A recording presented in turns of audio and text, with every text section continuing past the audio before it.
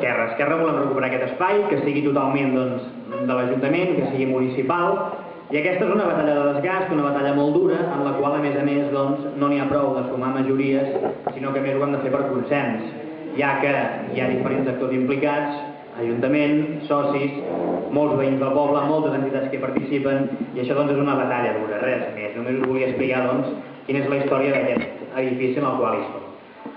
Parlant d'Esquerra, aviam, Esquerra, a ningú se'ns escapa que les eleccions generals del 9 de març no ens van anar bé, més o menys ens esperàvem que baixaríem, s'ha de dir que el 2004 vam arrossegar una gran part del vot anti-PP i vam fer un creixement espectacular, vam passar d'un a 8 diputats, vam arribar a 650.000 vots arreu dels països catalans, de moment, després del franquisme, la quantitat més elevada de vots que hem tret mai, i aquest dia 9 de març del mes passat, la cosa una mica va tornar no el que érem fa 5 anys, perquè llavors en teníem un i ara en tenim 3, però sí que una mica ens ha tocat tocar una altra vegada de peus a terra.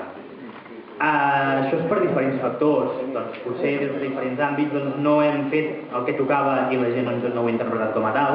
Per altra banda, hi ha hagut molta gent que s'ha quedat a casa i no ha anat a votar. Altres que han triat amb el PSOE aquell vot útil per evitar que el PP guanyés. Aquells que li van dir la Catalunya optimista que a partir d'aquesta setmana seran els mateixos que dirigiran l'exèrcit espanyol i la Guàrdia Civil, aquesta és la Catalunya optimista. I en aquest sentit, valdria dir, sí, l'exèrcit espanyol és la Catalunya optimista i nosaltres devem ser la Catalunya pessimista. Potser perquè som la Catalunya no ignorant, que sabem que Renfe no funciona, que sabem que el dèficit fiscal ens esquenya cada dia més i que sabem que aquest país no té futur si no és lliure.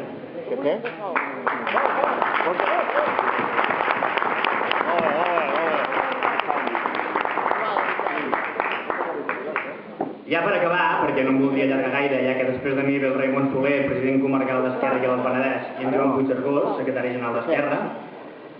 Aviam, a ningú se n'escapa que el dia 7 de juny, i el 14 també, tenim congrés, la gent d'Esquerra, en el qual hem d'encetar un nou cicle, hem d'escollir la nostra executiva i hem d'escollir el projecte que sortirà d'aquest congrés. Possiblement, per primera vegada en molts anys, el congrés d'aquest d'Esquerra s'ha mediatitzat molt. Tots els mitjans de comunicació estan parlant de nosaltres. Uns d'una manera més o menys neutral, altres claríssimament d'una manera parcial per fer-nos mal. Tenim, es pot dir, més o menys 4 famílies que presenten candidatura en aquest congrés. I jo el que sí que demanaria és que, si més no, guanyi qui guanyi el dia 7, l'endemà, tots amb la cara ben alta, continuar treballant per Esquerra, perquè nosaltres som Esquerra i perquè volem que demà aquest país sigui lliure. Per tant, amb independència del que escollim els 10.000 militants d'Esquerra, que ja en són una bona pila, el que es tracta és d'enfortir el projecte, fer un projecte fort i un projecte que tingui èxit i que acabi portant cap al camí que tots desitgem, que és el camí de la independència i d'una societat més justa per a aquest país.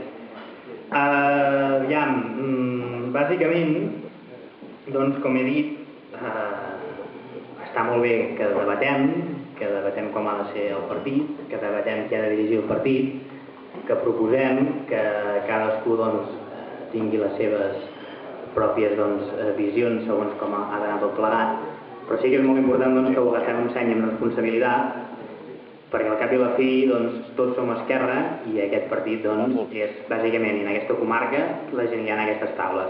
Per tant, moltes gràcies i us passo amb el Raimon Soler. Vinga, visca Catalunya Lliure!